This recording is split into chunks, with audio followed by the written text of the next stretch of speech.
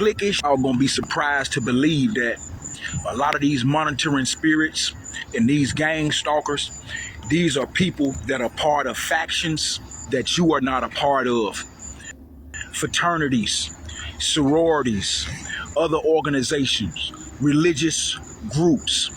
Your gang stalkers are these individuals. If you're not a part of that faction and you have created any type of ground or any type of presence on social media or any type of outlet to where you have a voice and you are not a part of those factions, you are considered a threat.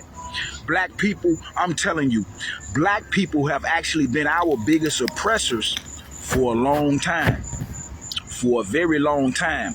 And that's because we are very cliquish and tribal in nature. It goes back to these factions.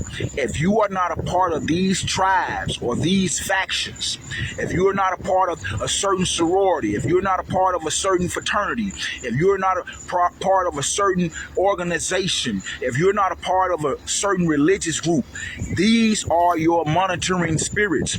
These are the gang stalkers.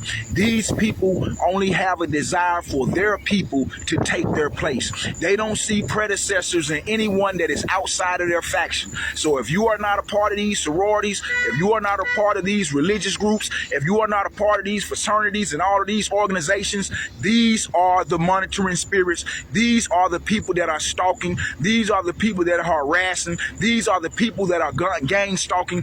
These are the wolves in sheep's clothing. A lot of y'all gonna be surprised.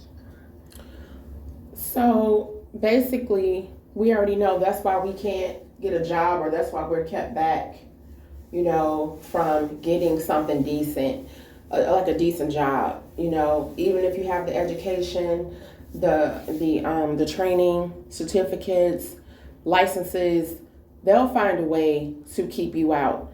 You know what I'm saying? So I feel bad for all of those who went to school to get licenses for nursing or whatever you're licensed in, because I did that, got a license for nursing, and they created a situation between me and my daughter so that, because basically, they created this thing where I got this thing called medical neglect because I didn't take my daughter to the emergency room because they said at the school that my daughter said she was cutting herself with a pizza cutter. Now I asked her about this, and she said no. She said no. She made it seem like the lady was lying. So I said, well, I don't really have that much gas, so I'm not taking you to no hospital. And I felt like if it was a medical emergency, why didn't you call 911? Talk about the lady. If this counselors, so to speak, these people are put in positions.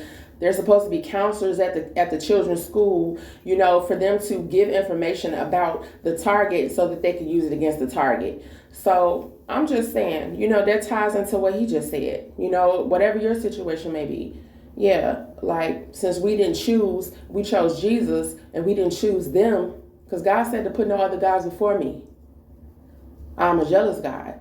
So what we look like giving an oath to a secret fraternity, that's double-minded. God said a double-minded man is unstable in all of his ways. So, I mean, yeah. So I'm gonna post this link too.